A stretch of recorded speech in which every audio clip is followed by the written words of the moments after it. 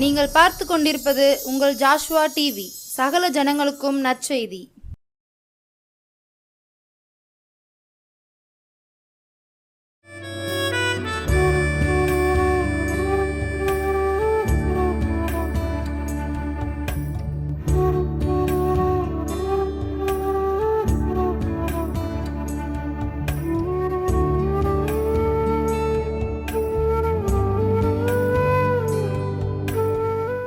கிறிஸ்துவுக்குள் பிரியமானவர்களே, உங்கள் அனைவருக்கும் இயேசுவின் நாமத்தினாலே நன்றி சொல்கிறேன். இந்நாளிலே யோசுவா டிவி மூலமாக அற்புதத்தை நேரமாக பார்த்து கொண்டிருக்கிறேன். உங்கள் அனைவருக்கும் நான் நன்றி சொல்கிறேன். இந்த நாட்களில் நம்மோடு கூட பேச போகிற வார்த்தை ஆதியாகமம் 12ஆம் அதிகாரம். கர்த்தர் உன்னை பெரிய ஜாதியாக்கி உன் பேரை பெருமைப்படுத்தி நான் உன்னோடு கூட இருந்து ஆசிரிப்பேன் என்று சொல்லுகிற வார்த்தை மூலமாக நம்மோடு கூட பேச போகிறார். ஒரு விசை கண்களை மூடி அப்பாவை நோக்கி பார்ப்போம். நன்றி ஜீசஸ். Hallelujah, hallelujah. மை ஸ்தோத்திரிக்கிறோம் அப்பா. பரிசுத்த ஆவியானவரே உங்கள் ஸ்தோத்திரம். இந்த நாட்கள் ஆண்டவரே அப்பா, இந்த அற்புதத்தின் நேர்மலமாக ஆண்டவரே பார்த்து கொண்டிருக்கிற ஒவ்வொரு குடும்பங்களை ஆண்டவரை நீர் ஆசீர்வதித்து கொடுக்க போகிறதுக்காக ஸ்தோத்திரம். நீர் பேச போகிற அந்த வார்த்தை எங்களுக்கு ஆண்டவரே அது ஒரு ஆசீர்வாதமாக இருக்க உம்முடைய பாதத்திலே கொடுத்து நான் ஜெபிக்கிறேன். ஜீவனுள்ள நல்ல பிதாவே, ஆமேன், ஆமேன். எடுத்துக்கொள்ளுங்கள். ஆமேன். ஆதியாகமம் 12ஆம் அதிகாரம் அதில் 2வது வசனம் சொல்லுகிறது, நான் உன்னை பெரிய ஜாதியாக்கி நான் உன்னை பெருமைப்படுத்தி உன் பேரை நான் பெருமைப்படுத்துவேன். நான் உன் பேரை பெருமைப்படுத்துவேன் என்று சொல்லுகிறார். இந்த அற்புதத்தின் நேர்மலமாக பார்த்து கொண்டிருக்கிற குடும்பங்களை பார்த்து சொல்கிறார், நான் உன்னை பெரிய ஜாதியாக்குவேன், உன் பேரை நான் பெருமைப்படுத்துவேன் என்று சொல்லுகிறார். எந்த இடத்துல நீங்கள் வெட்கப்பட்டு நிற்கிறீங்களோ, எந்த இடத்துல நீங்கள் அவமானப்பட்டு நின்றீங்களோ, எந்த இடத்துல நீங்கள் தலையை கூனியாக நின்றீங்களோ, தலையை நிம்மரோடாதபடி உங்களை அவமானப்படுத்துகிறது போல நின்றீங்களோ, அந்த இடத்துல இயேசு சொல்கிறாரு, நான் உன்னை பெரிய ஜாதியாக்குவேன், உன் பேரை நான் பெருமைப்படுத்துவேன் என்று சொல்லுகிறார். நான் உன்னோடு கூட இருந்து ஆசீர்வதிப்பேன் என்று சொல்லுகிறார். எனக்கு பிரியமான அற்புதத்தின் நேரமாக பார்த்து கொண்டிருக்கிற குடும்பங்களை பார்த்து சொல்லுகிறார். அப்படிப்பட்ட சூழ்நிலையில் நீங்கள் இருக்கலாம். உங்களுடைய உறவினர்கள் மத்தியில், சொந்த பந்தங்கள் மத்தியில், வேலை செய்கிற ஸ்தலத்தில் நீங்கள் அவமானப்பட்டு நின்றுக்கலாம், தலை குனிஞ்சு நின்றுக்கலாம். இன்றைக்கி உங்கள் பேரை பெருமைப்படுத்துகிற தேவன் உங்களோடு கூட இருக்கிறார், உங்களோடு கூட இருக்கிறார். நீங்களும் நானும் அவரை நம்முடைய பேரை பெருமைப்படுத்த வேண்டுமானால், நம்மோடு கூட இருந்து ஆசீர்விக்க வேண்டுமானால் நம்ம என்ன செய்யணும்? கர்த்தரோடு கூட எப்பொழுதும் அவரோடு கூட இருக்க வேண்டும், அவரோடு கூட பேசிக்கொண்டே இருக்க வேண்டும். அவரோடு கூட நம்ம ஜெபித்து கொண்டிருக்கும் பொழுது நம்முடைய பேரை என்ன செய்வார்? பெருமைப்படுத்துவார், நம்மளை பெரிய ஜாதியாக்குவார். பாருங்கள், நம்முடைய இருக்கிற இடத்துல, நம்முடைய ஊரில், நம்முடைய குடும்பத்தில் நம்ம என்ன செய்யலாம்? நம்ம உறவினர்கள் மத்தியில், உறவினர்கள் மூலமாக, நம்முடைய குடும்பத்தார் மூலமாக நம்ம என்ன செய்யலாம்? வாழ்க்கையை நம்ம வேதனையோடு கூட இருக்கலாம்.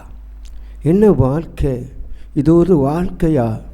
இது மாயமான வாழ்க்கையை நம்ம வாழ்க்கையில் வாழவா என்று சொல்லி கலங்கி நிற்கலாம். ஏனால் யாரோ ஒருத்தர் நம்மளை பேசியிருக்கலாம், யாரோ ஒருத்தர் நம்மளை திட்டிருக்கலாம், யாரோ ஒருத்தர் நம்மளை முறுமுறுத்திருக்கலாம். அதை நினைத்து ஒவ்வொரு நாளும் நம்முடைய கலங்கி கொண்டிருக்கலாம். இன்றைக்கி ஆண்டவர் சொல்கிறார், நான் உன்னோடு கூட இருந்து நான் ஆசீர்வதிப்பேன், உன்னோடு கூட நான் ஆசீர்விப்பேன். அப்போ நம்ம என்ன செய்யணும்? ஆமென். அவருடைய வேதத்தை நம்ம வாசிக்கிறவர்களாக காணப்படணும். சங்கீதத்தில் முதல் அதிகாரம் சொல்லுகிறது, இரவும் பகலும் வேதத்திலே பிரியமாக இருக்கிற மனுஷன் பாக்கியவான். அப்போ நம்முடைய பேரை பெருமைப்படுத்த வேண்டுமானால், நம்மளை ஆண்டவர் ஆசீர்விக்க வேண்டுமானால், வேதாகத்தை நம்ம அறிந்து கொள்ள வேண்டுமானால், இரவும் பகலும் அவரோடு கூட இருந்து வேதத்தை வாசித்து ஜெபிக்கிறவர்களாக இருக்க வேண்டும். இன்றைக்கி நம்ம அப்படிப்பட்டவர்களாக இல்லை. அப்படிப்பட்ட ஒரு வேத வாசிப்போடு கூட நம்ம கடந்து போகிறதால, நம்முடைய வேலை பார்க்குற ஸ்தலத்திலே வேலைக்கு நம்ம போகிறோம். என்றைக்காவது நம்ம பைபிளை வாசித்து ஜெபித்து விட்டு நம்ம கடந்து போகிறோமா? இல்லை நம்ம குடும்பத்தில் குடும்ப ஜெபங்களை பண்ணி வேதத்தை வாசித்து ஜெபித்து விட்டு நம்ம வேலைக்கு போகிறோமா? இல்லை அவசரமாக நம்ம கடந்து போகிறோம். அவசரமாய் வேலை இடத்துல நம்ம கடந்து போகிறதுனால அங்கே இருக்கிற நமக்கு மேலே இருக்கிற அதிகாரிகள் எல்லாம் நம்மளை வேதனைப்படுத்துகிறது போல பேசியிருக்கலாம், வேதனைப்படுத்துகிறது போல நடந்து கொள்ளலாம். ஆனால் தேவனுடைய பாதத்தில் நம்ம அமர்ந்திருந்து போகும் பொழுது ஆண்டவர் சொல்கிறார், நீ இருக்கிற இடத்திலிருந்து நான் உன்னை ஆசீர்விப்பேன் என்று சொல்கிறார். அதில் பாருங்கள், ஆமென். ஆதியாகமம் 12ஆம் அதிகாரம் அதில் 3வது வசனம் சொல்கிறது, நான் உன்னை ஆசீர்விக்கிறவர்களை ஆசீர்விப்பேன், உன்னை சபிக்கிறவர்களை சபிப்பேன், பூமியின் உள்ள வம்சமெல்லாம் உனக்கு ஆசீர்விக்கப்படும் என்றார். பூமியில் உள்ள இருக்க எல்லாம் உனக்கு ஆசீர்விக்கப்படும், உன்னை ஆசீர்விக்கிறவளை ஆசீர்விப்பேன் என்று சொல்கிறார்.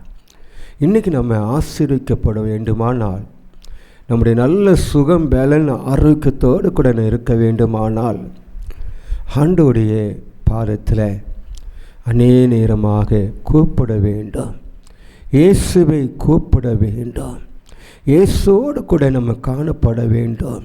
அப்பொழுது பூமி உள்ள சகல காரியங்களையும் வம்சங்களையும் நான் உனக்கு ஆசீர்விப்பேன் என்று சொல்கிறார். சொப்பனியா 3ஆம் அதிகாரம் அதில் 20வது வசனத்தின் பின்பாகம் சொல்கிறது, பூமி உள்ள சகல ஜனங்களுக்குள்ளேயும் நான் உன்னை கீர்த்தியும் புகழ்ச்சியுமாய் வைப்பேன் என்று சொல்கிறார். கீர்த்தியும் புகழ்ச்சியுமாய் உன்னை நான் வைப்பேன் என்று சொல்கிறார்.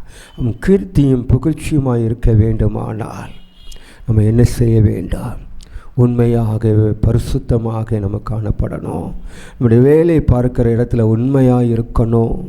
நம்முடைய வேலை பார்க்கிற இடத்துல ஆண்டவருக்கு பயந்து ஊழியும் வேலை செய்ய வேண்டும். அப்படி இருக்கும் பொழுது நமக்கு ஆண்டவர் நம்மளை பெரிய ஜாதியாக்குவார், நம்முடைய பேரை பெருமைப்படுத்துவார், நானோடு கூட இருந்து ஆசீர்விப்பார். எனக்கு அழகான ஒரு குடும்பம் இருக்கிறது. ஒரு குடும்பத்தாரை எனக்கு தெரியும். அநேக வருடமாக அந்த குடும்பத்திலே கடந்து சென்று நான் ஜெபித்த நாட்கள் உண்டு. இந்த நாட்கள் வரையும் அந்த குடும்பம் என்னோடு கூட நான் அவங்களோடு கூட ஐக்கியமாக இருந்து ஜெபிக்கிற ஒரு குடும்பம். பாருங்கள், அந்த குடும்பத்தில் ஆரம்ப காலத்தில் பார்த்தீங்கன்னா ரொம்ப கஷ்டப்படுவாங்க, ரொம்ப நெருக்கப்படுவாங்க. ஊழியக்காரர்களுக்கு காணிக்கை கொடுக்கறதுக்கோ ஆலயத்துக்கு போகிறதுடைய காணிக்கை கொடுப்பதுக்கோ ரொம்ப கஷ்டப்படுவாங்க. ஏன்னா அவங்களுடைய வருமானம் மிக குறைவாக இருந்தது, மிக குறைவு. ஒரு நாளுக்கு பார்த்திங்கன்னா 200 ரூபா சம்பளம் தான். ஆனால் 7 பேர் சாப்பிடணும், ஒரு ஆள் உழைப்பு தான். 200 ரூபா தான் சம்பளம் ஆரம்ப காலத்தில்.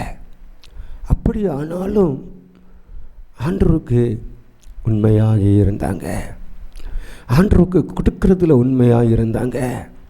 ஆனால் ஒரு நாள் பாருங்கள், அவங்க சரீரத்தில் பயங்கரமான ஒரு நோய் வந்தது.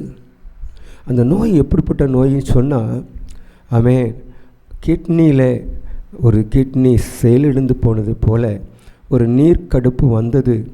அந்த நீர்க்கடுப்புனால கிட்னியும் செயலிழந்து போய்விட்டது. பயங்கரமான ஒரு பலவீனம் தாக்கிச்சு. அது மட்டுமல்ல, அவங்களுடைய ஆற்றில் பார்த்திங்கன்னா ஒரு பலவீனம், 3 அடுப்பு இருந்தது. கிட்னியும் பால்ட்டு, ஆற்றிலையும் பிரச்சனை, கல்லடப்பு. இந்த 3 நோய்கள் அவங்களை வேதனைப்படுத்தி கொண்டு இருந்தது. ஆனால் பாருங்கள், மருத்துவர்கள் சொன்னாங்க, இதெல்லாம் 3 நாங்கள் ஆப்ரேஷன் பண்ணினா உயிருக்கு ஆபத்து, ஆப்ரேஷன் பண்ணினாலும் ஆபத்து தான் என்று சொல்லி அவங்க சரீரத்தில் இருக்கிற உடம்பில் இருக்கிற பலவீனத்தை பார்த்து சொன்னாங்க. ஆனால் அந்த மனிதன் ஆண்டவரிடத்தில் சொன்னாங்க, ஆண்டவரே, நாங்கள் வீட்டில் 7 பேர், 3 தங்கச்சிமாருக்கு திருமணம் முடித்து கொடுக்கலை, எனக்கு அப்பாவும் அம்மாவும் இல்லை, அந்த 3 தங்கச்சிமாரும் நான் கூட தான் வச்சுருக்கிறேன், அவர்களை சேர்த்து நாங்கள் 7 பேருமாக இருக்கிறோம். ஆனால் 200 ரூபாய் சம்பளத்தில் நான் அதில் ஒரு பாகத்தை எடுத்து நம்முடைய ஆலயத்துக்கு நான் காணிக்கை கொடுத்தேன்ப்பா, அதை நினைத்து பாருங்கப்பா, அதை நினைத்து பாருங்க என்று சொல்லி அவன் கண்ணீரோடு கூட ஜெபிக்கும் பொழுது அவனுடைய படுக்கை அறையிலே இயேசு வந்தார். பரிசுத்த ஆவினால் நிரப்பப்பட்டவர் வந்தார். அவர் சொன்னார், நீ எனக்கு உண்மையும் உத்தமமாக இருந்தாய், அந்த 200 ரூபாய் சம்பளத்தில் 7 பேர் சாப்பிட்டு எனக்கு நீ ஒரு பங்காக கொடுத்துருக்கிறாய், நான் உனக்கு சுகத்தை கொடுக்காமல் யாருக்கு கொடுப்பேன் என்று சொல்லி அந்த மகனுடைய கரத்தை பிடித்து சொன்னாரா, இனி நீ சுகமாக இருப்பாய், நீ சுகமாக இருப்பாய் என்று சொல்லி அவனுடைய தலையில் கை வைத்தது போல தெரிந்ததான். திடீர்னு அவன் கண்களை திறந்து பார்க்கிறான், வேறு யாருமே இல்லை, இயேசுதான் என்னிடத்துக்கு வந்திருக்கிறார் என்று சொல்லி அவன் விசுவாசத்தோடு கூட நம்பிக்கையோடு கூட அவன் இருந்தான். சில மணி நேரத்திலே அவனுடைய மனைவி பக்கத்தில் வராங்க. மனைவிடத்தில் சொன்னானா, என் அறைக்கு இயேசு வந்தார் என்று சொல்லி ஆனந்த கண்ணீரோடு கூட அந்த மனைவியும் 2 பேரும் சேர்ந்து, ஆண்டவரே, என் கணவனுடைய படுக்கை அறைக்கு நீங்கள் வந்தீங்கப்பா, உமக்கு ஸ்தோத்திரம் என்று சொன்னாங்களா.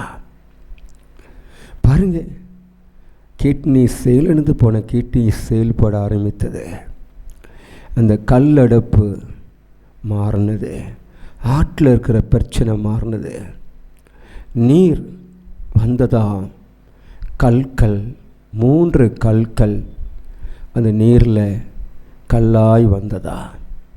இன்றைக்கு அந்த மகன் ஆண்டவருக்கு உண்மையாக இருக்கிறார். இன்றைக்கி அவனுடைய வருமானத்தை பார்த்திங்கன்னா 1,50,000 ரூபாய் சம்பளம் வாங்குகிறான் ஒரு கம்பெனியில். ஒரு 200 ரூபாய் சம்பளம் வாங்கின அந்த மகன் கர்த்தருக்கு உண்மையாய் அந்த தசபகத்தை கொடுத்ததுனால, ஆலயத்துக்கு கொடுத்ததுனால, அவனுடைய மரண படுக்கையில் இருந்தும் அவனை விடுவித்தார். இன்றைக்கி நம்ம இப்படிப்பட்டவர்களாக இருக்கிறோம். உன் பேரை நான் பெருமைப்படுத்துவேன் என்று சொன்னாரே, நான் உன்னை பெரிய ஜாதியாக்குவேன் என்று சொன்னாரே, நான் உன்னோடு கூட இருந்து நான் ஆசிரிப்பேன் என்று சொன்னாரே. எப்படி இருக்கிறா? ஆண்டவருக்கு உண்மையாக இருக்கிறோமா? ஆண்டவருடைய வார்த்தையை நமக்கு உண்மையாக இருக்கிறதா? அந்த எசேக்கியேல் ராஜாவை பாருங்க, அவன் படுக்கையில் இருக்கிறான், ஏசியா தீர்க்கதரிசி போகிறான், ஆமே உன் படுக்கையை வீட்டை ஒழுங்குபடுத்து என்று சொல்கிறாங்க.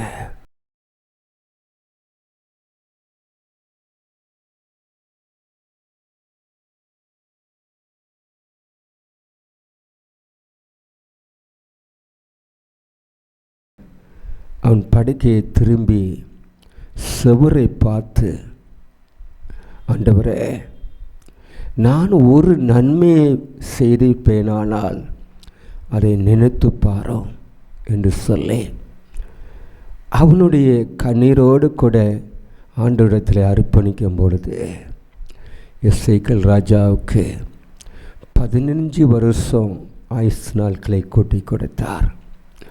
அதே தீர்க்கதரிசி மூலமாக மறுபடி அவனுடைய படுக்கையை மாற்றினார். இன்றைக்கி அப்படிப்பட்ட சூழ்நிலையில் நம்முடைய வீடுகளில் இருந்து கொண்டிருக்கிறோமா? படுக்கையிலே வீட்டில் இருந்து கொண்டிருக்கிறோமா? படுக்கையிலே என்னுடைய வாழ்க்கை முடிந்திருமோன்னு சொல்லி கலங்கி நிற்கிறோமா? எசேக்கியேல் ராஜாவை போல உன் ஆயுசு நாட்களை கூட்டி கொடுக்கிறவர், ஆயுசு நாட்களை கூட்டி கொடுக்கிறவர் உன் பக்கத்தில் நிற்கிறார். யோபுனுடைய புத்தகத்திலே முதல் அதிகாரத்திலே பார்ப்போமானால் அவன் தேசத்திலே ஒரு பெரிய மனுஷனாக இருந்தான். அந்த வசனம் சொல்லுகிறது, முதல் வசனம், அவன்